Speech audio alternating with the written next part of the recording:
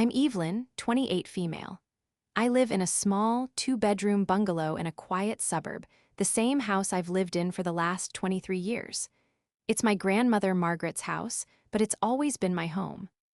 As a paralegal, my life is built on rules, evidence, and the clear, logical flow of facts, a stark contrast to the emotional chaos that defined my beginnings. The story I'm about to tell you is about how the man who abandoned me in childhood suddenly reappeared after his death, leaving behind a storm that threatened to destroy the stable life my grandmother and I had built from the scraps he'd left behind. Before this story unfolds, I'd love to connect with you. Please let me know in the comments where you're watching from and what time it is in your corner of the world. It's amazing to see how far these stories can travel. My earliest memory isn't of a birthday party or a trip to the park. It's the squeak of my father's leather shoes on our linoleum floor as he walked out the door. I was 5. I remember the scent of his cologne, a sharp, woody fragrance that for years would make my stomach clench whenever I caught a whiff of it on a stranger. He knelt, gave me a quick, dry kiss on the forehead, and said, "Be a good girl for Grandma, Evie." He didn't look at my mother, who was crying silently by the kitchen counter. He just left. That was it. No long goodbyes, no promises to call. He vanished from my life as quickly and completely as a puff of smoke. My mother spiraled after that. The weight of being a single parent to a 5-year-old, with no support and a broken heart, was too much for her. Within a year, she was gone too, not in the same way as my father, but lost to a deep depression that saw her institutionalized. That's when my grandmother, Margaret, stepped in. She was already in her early 50s, a recently retired nurse who was supposed to be enjoying her golden years. Instead, she found herself raising a granddaughter, a quiet, sad little girl who barely spoke. Margaret's home became my sanctuary. It was a place of comforting routines and unconditional love. The scent of baking bread replaced the ghost of my father's cologne. The sound of her humming old tunes replaced the silence of my mother's grief. She taught me how to read using her old nursing textbooks, how to garden in the small patch of soil in our backyard, and most importantly, how to be resilient. "Life will knock you down, Evelyn," she'd say, her hands covered in flour as she kneaded dough. The trick isn't to never fall. It's to always, always get back up. We never had much money. My grandmother's pension was modest, and while she never complained, I was acutely aware of the sacrifices she made. I wore hand-me-down clothes, our vacations were trips to the local library, and treats were a rare luxury. While other kids talked about their dads teaching them to ride a bike, mine was a phantom, a man named Julian who existed only in a single, faded photograph tucked away in my grandmother's drawer. In the picture, he was young, handsome, and smiling with his arm around my mother.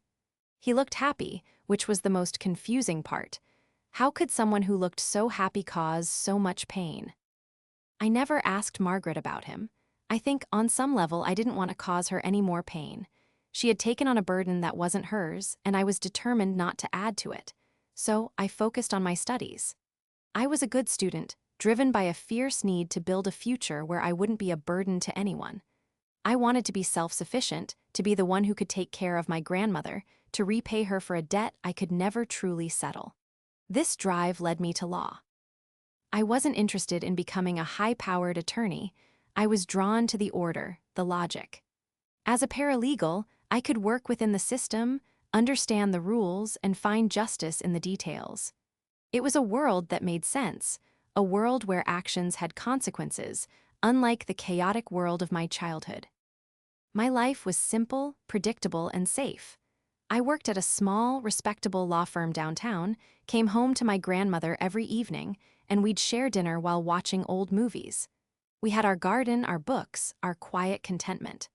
The ghost of my father had faded, his memory now a dull ache rather than a sharp pain. I had accepted that he was a closed chapter, a man who had made his choice 23 years ago. I had built a life, a good life, not on a solid foundation, but on the scraps he had left behind, and I was proud of it. I had everything I needed, and I wanted for nothing. I had no idea that the man who had given me nothing in life was about to leave me a legacy of conflict in death, a conflict that would force me to confront the past I had so carefully buried. The phone call came on a Tuesday morning. I was at my desk, meticulously cross-referencing case files for one of the partners at the firm. The caller ID was a number I didn't recall. Nyes from a city a few states away, a city I knew my father, Julian, had moved to after he left. My heart gave a strange, painful lurch. For a wild second, I thought it might be him. It wasn't. The voice on the other end was smooth, polished, and dripping with a practiced, somber tone. "Am I speaking with Evelyn?" she asked. "This is she," I replied, my voice more cautious than I intended. "My name is Serafina. I was your father's wife." The words hung in the air, heavy and unreal. Wife. He had gotten remarried. He had a whole other life, a wife who was now calling me. My throat went dry. My father. "I'm so sorry to be the one to tell you this," she said, and I could almost hear the crocodile tears welling in her eyes. "Julian passed away 3 days ago. A sudden heart attack. It was very peaceful." Peaceful? The word was a slap in the face. His life after leaving us had been so successful that he could afford a peaceful death, while my mother had withered away in a state-funded facility. I felt a cold knot of anger tighten in my stomach. I said nothing. What was there to say? "I'm sorry for your loss" felt like a lie. "The reason I'm calling," she continued, her voice shifting from feigned grief to business, "is about the will reading. As his only child, you are, of course, named. His lawyer insisted I contact you. It's scheduled for next Friday at 10 a.m. at the offices of Miller and Associates. I can forward you the address." His only child. The phrase was clinical, detached. I was a legal designation, a box to be checked on a form. After 23 years of absolute silence, no birthday cards, no Christmas calls, not a single word, I was being summoned to the reading of his will. The sheer audacity of it was breathtaking. "Why?" The word escaped my lips before I could stop it. "Why what, dear?" Serafina's tone was laced with condescension. "Why would he include me?" There was a short, sharp laugh on the other end, quickly stifled. "Oh, honey, Julian was a very traditional man in some ways. Blood was blood, I suppose. It's just a formality, really. A small token. But his lawyer is a stickler for the rules." A small token. A formality. She was already managing my expectations, painting me as a minor footnote in the grand story of his life.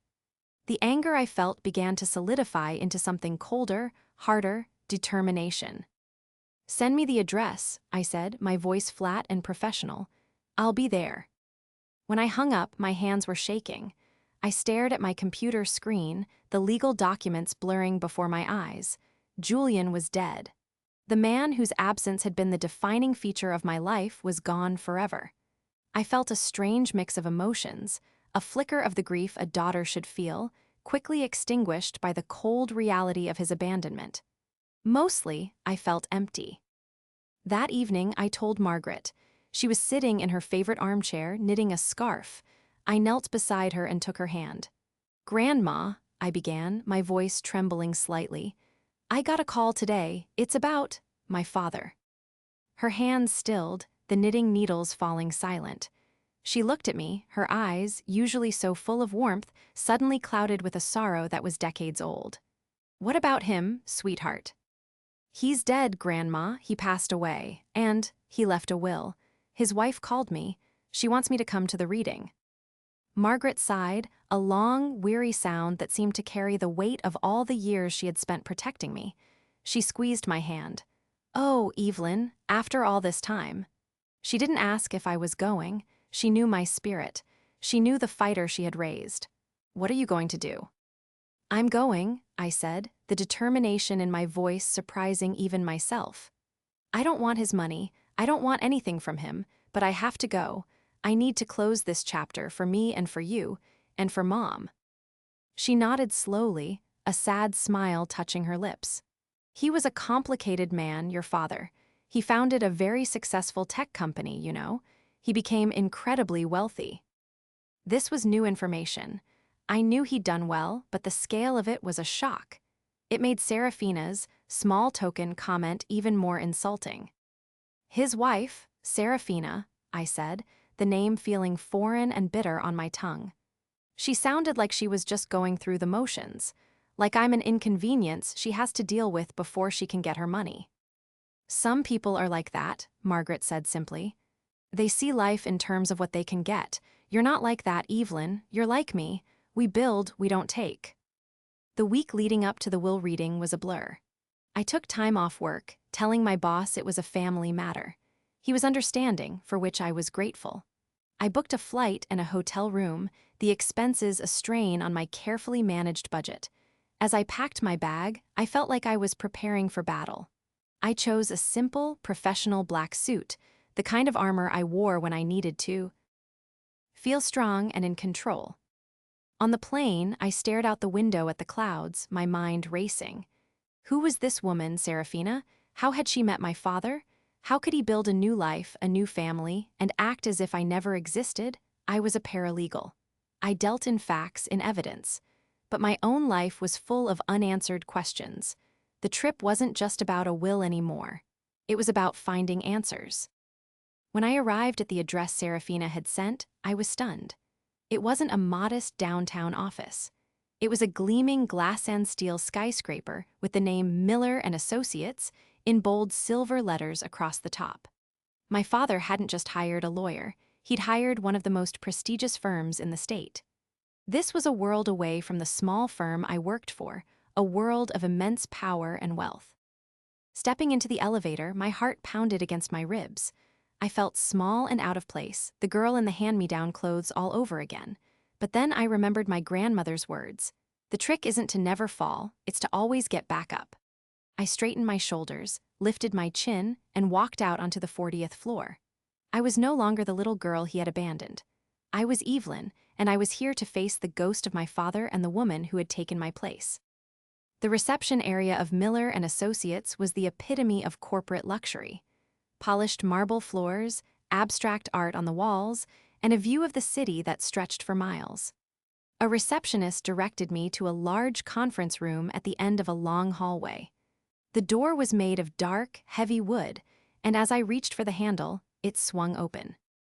A woman stood there, impeccably dressed in a designer black dress, her blonde hair styled in a perfect chignon. She was beautiful in a sharp, cold way. Her eyes, a startling shade of blue, swept over me, and a flicker of disdain crossed her features before being replaced by a practiced, sympathetic smile. "You must be Evelyn," she said, her voice the same smooth, polished tone from the phone. "I'm Serafina."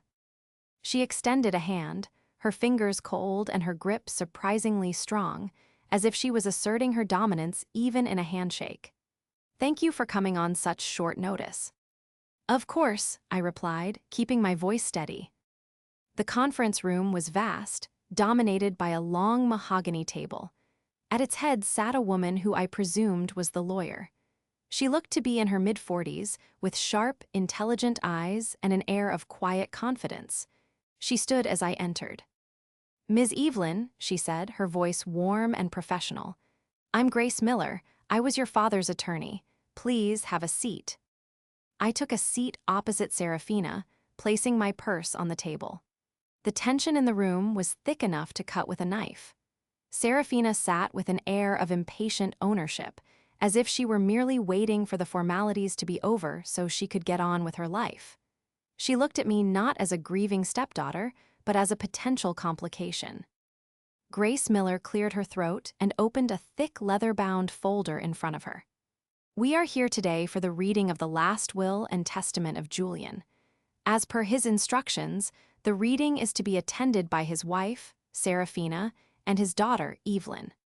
Serafina gave a tight, sad smile, a performance for Grace's benefit. I remained impassive, my hands clasped tightly in my lap.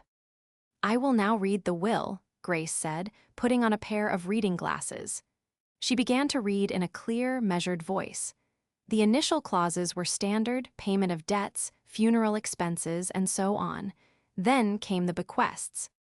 "To my beloved wife, Serafina," Grace read, "I bequeath my collection of classic cars, our penthouse apartment on Park Avenue, the beach house in the Hamptons, and my entire portfolio of stocks and bonds, with the exception of my shares in my company, Innovatech.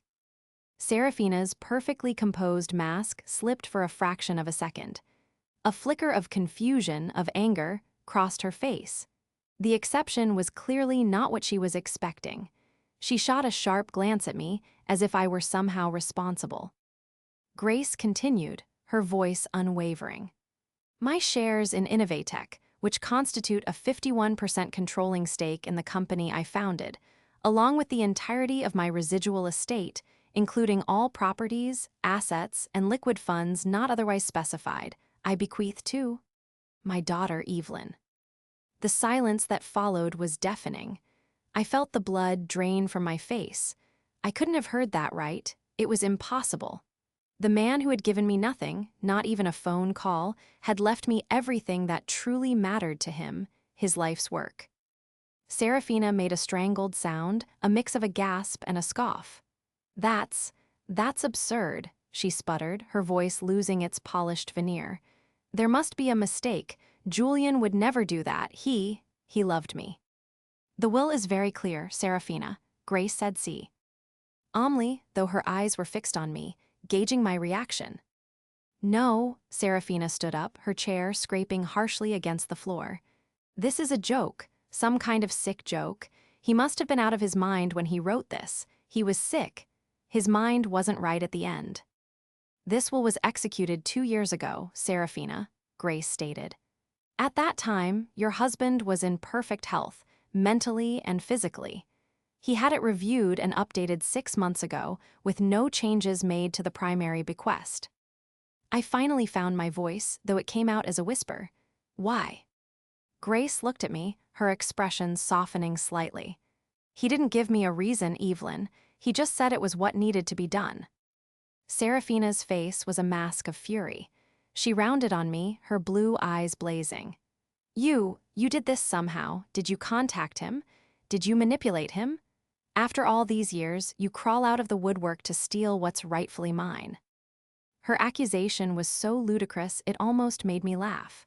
I haven't spoken to my father since I was 5 years old, I said, my voice gaining strength. I didn't even know he was sick, let alone that he had a will that included me. This is as much a shock to me as it is to you. I don't believe you, she hissed. Julian and I had an agreement, a prenuptial agreement. Everything was supposed to be split. He promised me. A prenuptial agreement can be superseded by a last will and testament, Grace interjected coolly. Especially concerning assets acquired after the marriage, like the majority of his company's growth. Serafina's composure completely shattered. This is not over, she said, her voice low and venomous as she pointed a trembling finger at me. You will not get away with this. I will fight this. I will take you to court and prove this will is a fraud. You'll be left with nothing, do you hear me? Nothing. With that, she grabbed her designer handbag, turned on her heel, and stormed out of the room, slamming the heavy door behind her. I was left alone in the vast, silent room with Grace Miller, my mind reeling. I was now, on paper, the majority shareholder of a major tech company and the inheritor of a fortune I couldn't even comprehend. It felt like a dream, a bizarre, complicated, and terrifying dream. Are you all right, Evelyn? Grace asked gently. I shook my head, trying to clear it. I don't understand. He abandoned me, he never looked back. Why would he do this? It doesn't make any sense. Grace leaned forward, her expression serious. Evelyn, your father was a brilliant man, but he was also a very private one. In the years I worked for him, he rarely spoke of his personal life, but he was meticulous, he was deliberate. He did not do things by accident. She paused, then added, Serafina is not going to let this go. She will contest the will. You're going to need to be prepared for a fight. She called it a fraud, I said, the paralegal in me kicking in, analyzing the threat. On what grounds could she even contest it? Undue influence, lack of testamentary capacity, fraud, forgery. She'll throw everything at the wall to see what sticks, Grace explained. But this will is ironclad. It was witnessed, notarized, and I have records of Julian's mental state at the time of signing. She has no case. A thought then struck me, cold and clear. Serafina's reaction. It wasn't just greed, it was panic. The way she mentioned a promise and agreement, something was wrong. "There's another will, isn't there?" I asked Grace, looking her directly in the eye. Grace's professional mask didn't slip, but I saw a flicker of something in her eyes. Respect. "What makes you say that?" Serafina wasn't just surprised, she was certain. She expected a different outcome. She was so confident on the phone, telling me it was just a small token. She must have believed there was another will, one that favored her, one that perhaps she had a hand in creating. Grace Miller leaned back in her chair and gave me a long, appraising look. "You're sharp," she said, a small smile touching her lips. "Very sharp, that's good. You're going to need to be." She didn't confirm my suspicion, but she didn't deny it either. In her silence, I found my answer. Serafina hadn't just been expecting to inherit a fortune, she had taken steps to ensure it, and my father in his last, silent act had outmaneuvered her. The will wasn't just a bequest, it was a message, and I was beginning to realize it was also a weapon, one he had placed directly into my hands. Leaving Grace Miller's office, my head was spinning with a mix of shock, confusion, and a burgeoning sense of purpose. The city streets, once so intimidating, now felt like a landscape of possibilities and threats. I was no longer just Evelyn, the paralegal from a quiet suburb. I was Evelyn, the unexpected heiress, and Serafina's declared enemy. I knew I couldn't just wait for Serafina's attack. My years in the Lega World taught me that the best defense is a strong offense. If she was going to claim this will was a fraud, I needed to understand why she was so certain another version existed. My paralegal instincts, honed by years of digging through documents and finding the single thread that could unravel a case, took over. I needed to investigate my own father. My first call was to Grace Miller. I reached her on her private line, a number she had given me before I left. "Grace, it's Evelyn," I said, my voice firm. "Serafina is going to contest the will. I need to prepare. You told me my father was a private man, but he must have left a trail. I need access to his personal effects, his office, anything that might tell me what was going on in his life these past few years." There was a pause on the other end. "That could be difficult," Grace said. "Serafina is still his widow and resides in his penthouse. She won't grant you access. But as the executor of his estate and the primary heir to his business, don't I have certain rights?" I countered, my legal training kicking in.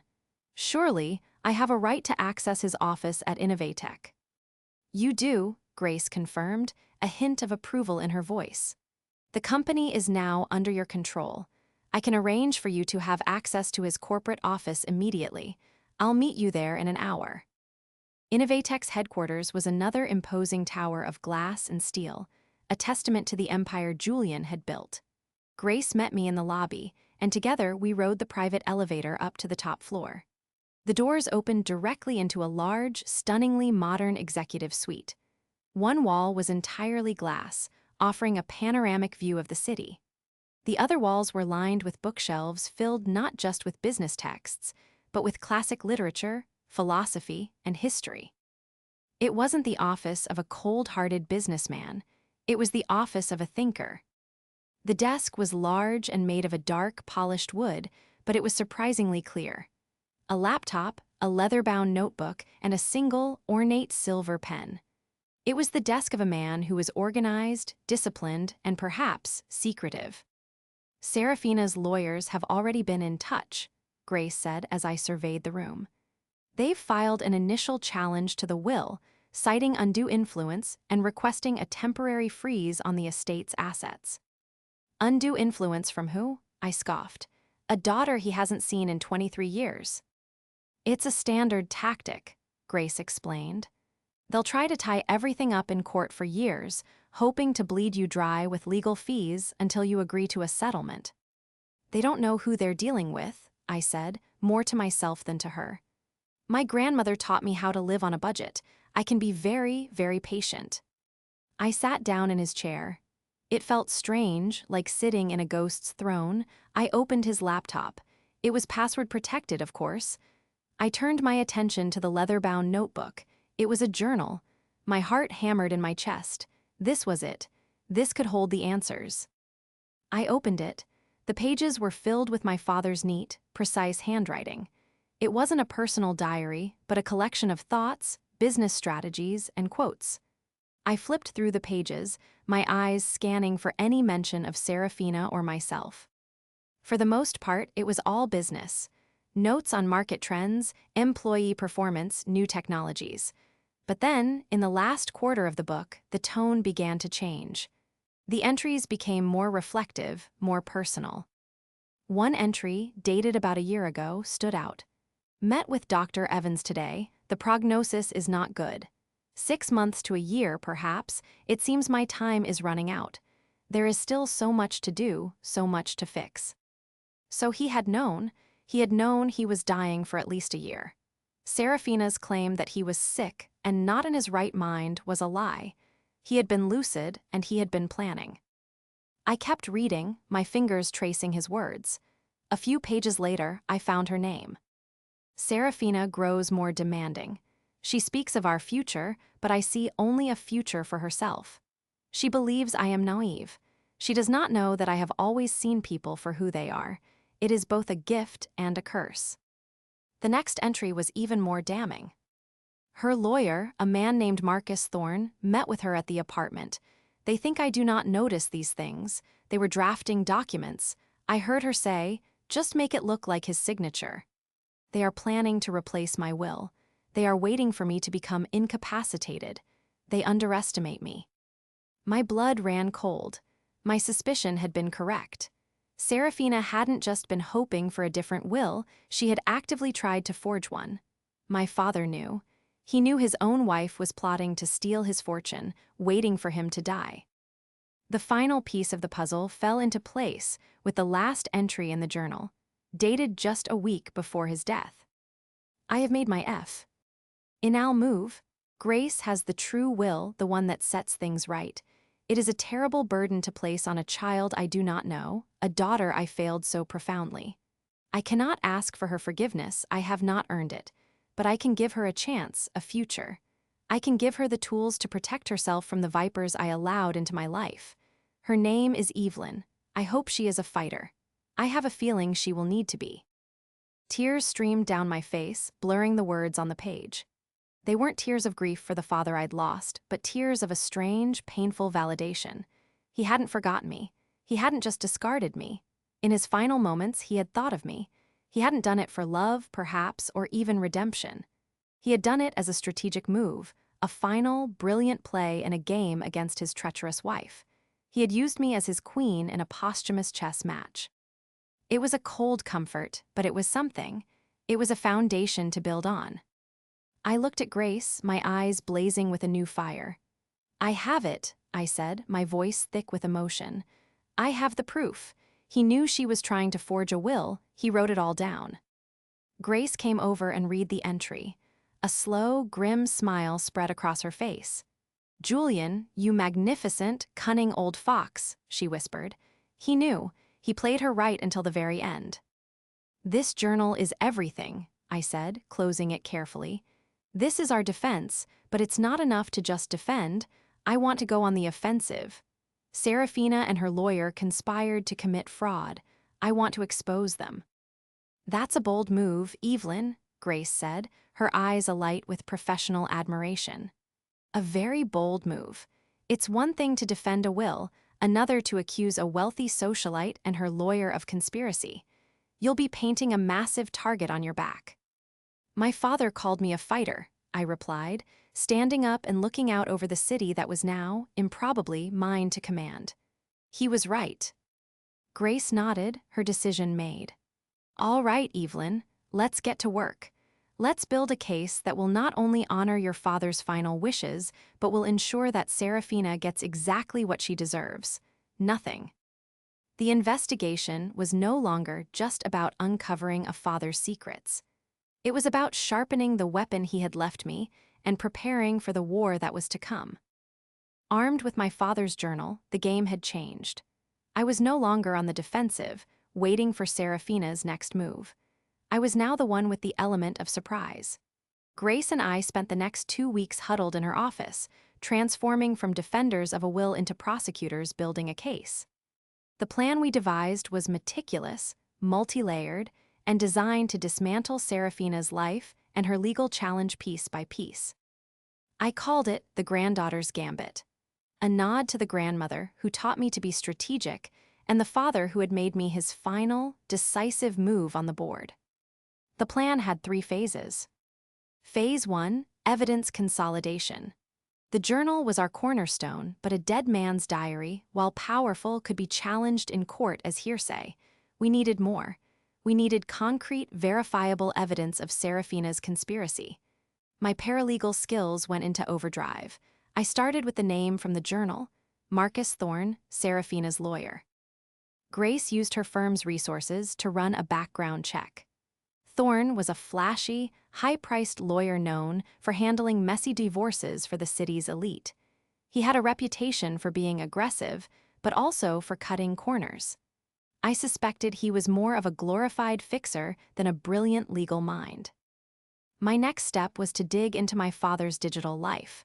With Grace's legal authority as the executor, we gained court-ordered access to Julian's cloud accounts, emails, and phone records. It was a digital excavation of a life I'd never known. I spent days sifting through years of data, searching for keywords. Thorne, will, signature, agreement. The breakthrough came from an unexpected place, the security system of the penthouse apartment. Julian was a tech mogul, and his home was a fortress of smart devices.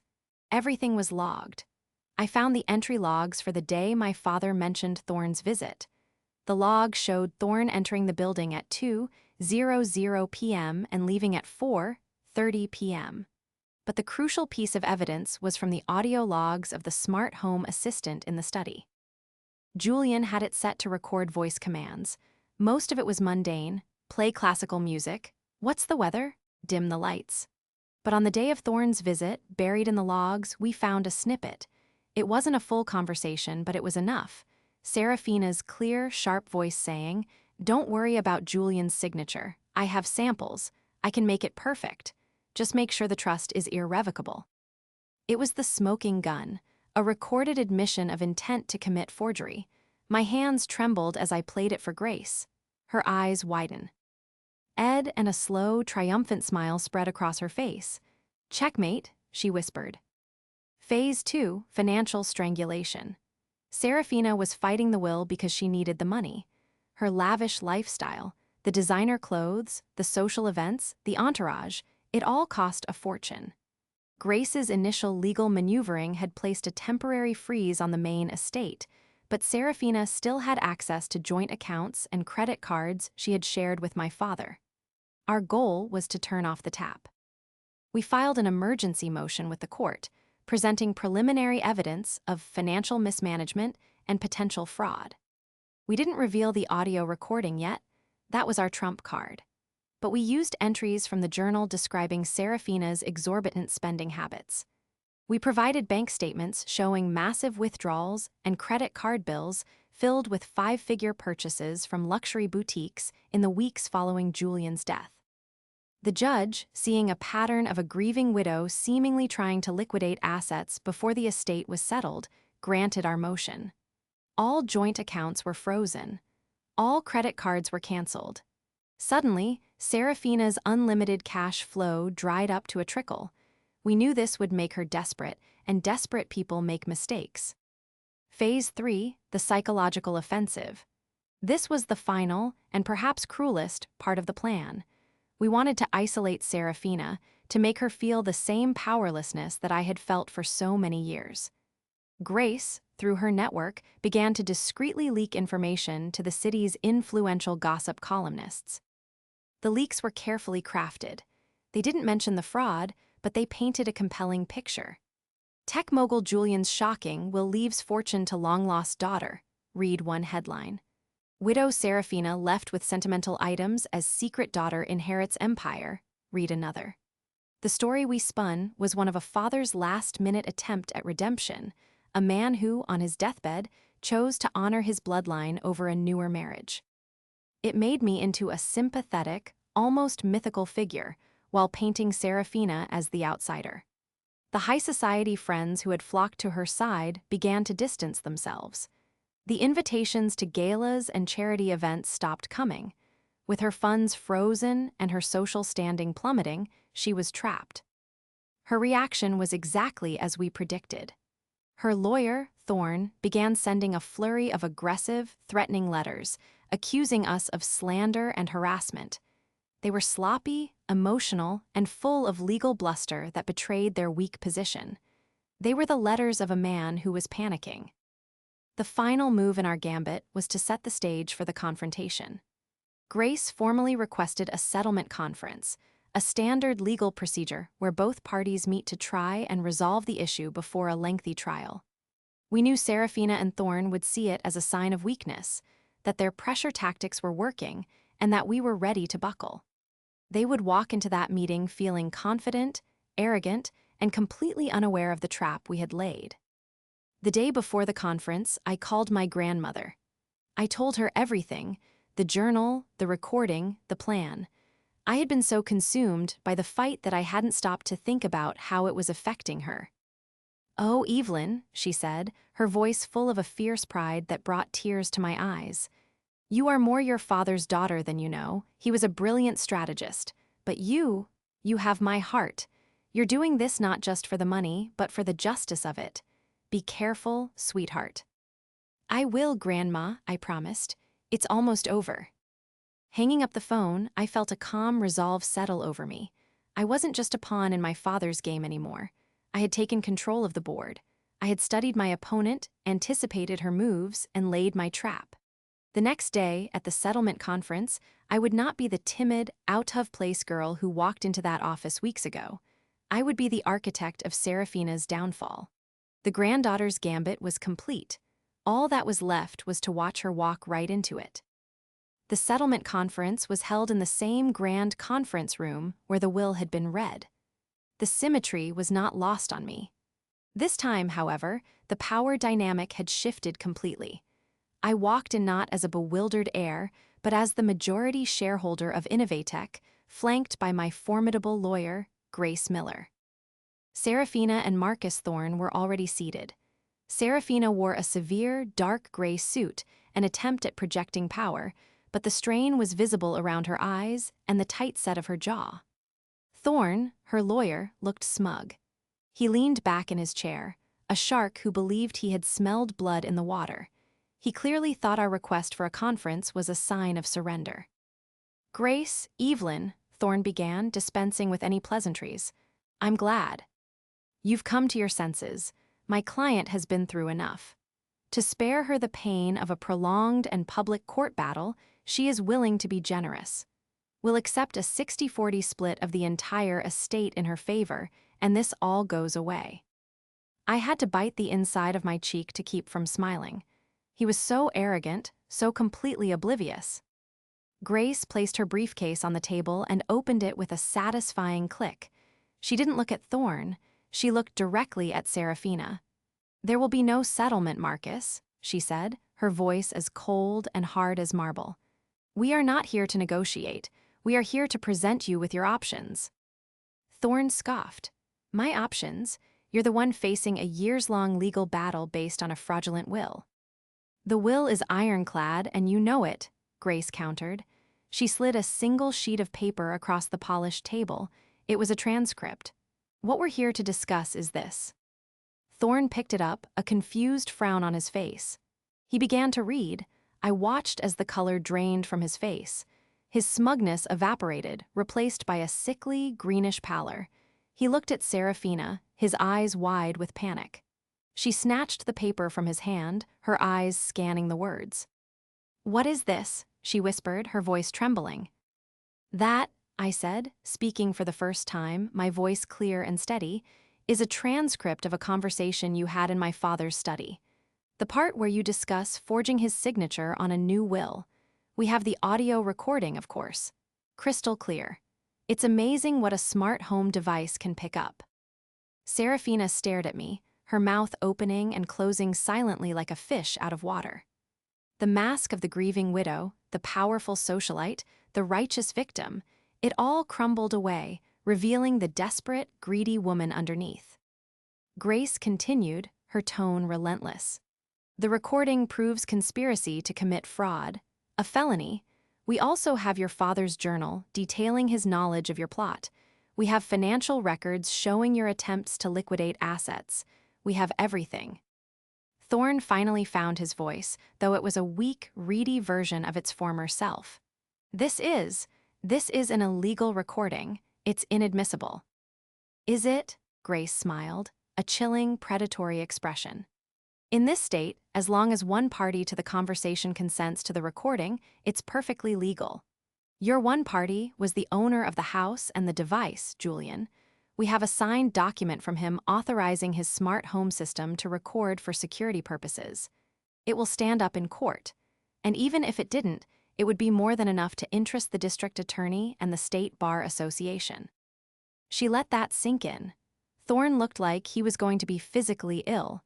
His career was flashing before his eyes. Disbarment was the best-case scenario for him now. Jail time was a very real possibility. So, here are your options, I said, leaning forward and taking control. Option A, you immediately drop your challenge to the will. You sign a non-disclosure agreement, vowing to never speak of me, my father, or this situation again. You vacate the penthouse and the beach house within 7 days, taking only your personal belongings. In return, we will not pursue criminal charges against you or Mr. Thorne, and we will not release the recording or the journal to the press. Serafina looked at me, her eyes full of pure, unadulterated hatred. And option B, she hissed. Option B, Grace said, is that we walk out of this room and the first call I make is to the DA's office. The second is to the bar. The third is to the New York Times. By the end of the day, your face will be on every news site, not as a grieving widow, but as a failed con artist. Mr. Thorne will be facing disbarment and prosecution. You will be facing a long, expensive, and very public trial that you cannot possibly win. You will lose everything, including your freedom. I looked Serafina dead in the eye. My father left you the cars and some property. It's more than you deserve. I suggest you take it and disappear. You wanted my father's legacy?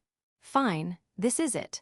One final, generous offer before the consequences of your actions catch up with you. The silence in the room was absolute.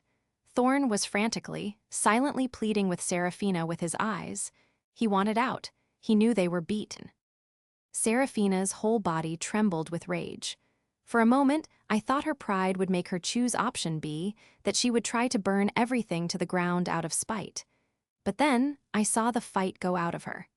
The cold, hard reality of her situation settled in. She was ruined. She slumped back in her chair, defeated. "Get the papers," she whispered to Thorne, her voice a hollow shell. "Just get the papers." Grace was already prepared. She produced a thick stack of documents from her briefcase and slid them across the table. "Sign here," she said, her voice devoid of triumph, merely stating a fact. As Serafina picked up the pen, her hand shaking, her eyes met mine one last time. They held no remorse, only a bitter, burning resentment. She hadn't been outmaneuvered by my father. She had been beaten by the forgotten daughter, the little girl he had left with nothing. I felt no joy, no thrill of victory, just a quiet, profound sense of closure. The reading of the will had been about my father's words. But this was the reading of the truth. And it was a truth I had unearthed and brought into the light all on my own. The war was over. The aftermath of the confrontation was surprisingly quiet. Serafina, true to her word, signed everything. She and Thorne scurried out of the conference room without another word, their grand ambitions reduced to a signature on a surrender document. Within a week, she had vacated the penthouse, her fleet of luxury cars was towed away, and she vanished from the high society scene as if she had never existed. The gossip columns that had been so fascinated with her story now barely mentioned her name. She had become irrelevant, which I suspected was the worst possible punishment for a woman like her. With the legal battles over, the true weight of my inheritance settled upon me. I was now the head of Innovatech, a multi-million-dollar tech empire. The first few months were a whirlwind. Grace Miller was my constant guide, helping me navigate the complexities of corporate governance. I didn't pretend to be a tech genius like my father. Instead, I embraced what I was good at: organization, logic, and managing people.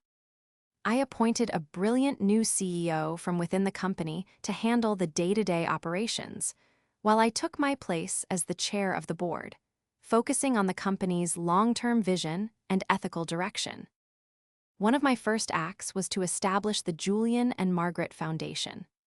I used a significant portion of the estate's liquid assets to create a charitable trust dedicated to two causes close to my heart: providing funding for under-resourced mental health facilities in honor of the mother I barely knew, and offering grants and support for single guardians raising children in honor of the grandmother who had saved my life. Margaret, when I told her, simply cried and held me, saying it was the most beautiful tribute she could ever imagine.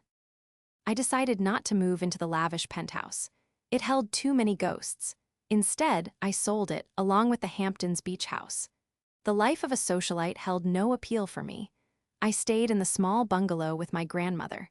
I hired a full-time caregiver to help her, and we renovated the house to make it more accessible, but it remained our home, our sanctuary. The money didn't change who we were, it just made life a little easier. One rainy Saturday, I finally did something I had been putting off for months. I drove to the penthouse one last time before the new owners took possession. It was empty now, the rooms echoing with silence. I went to my father's study.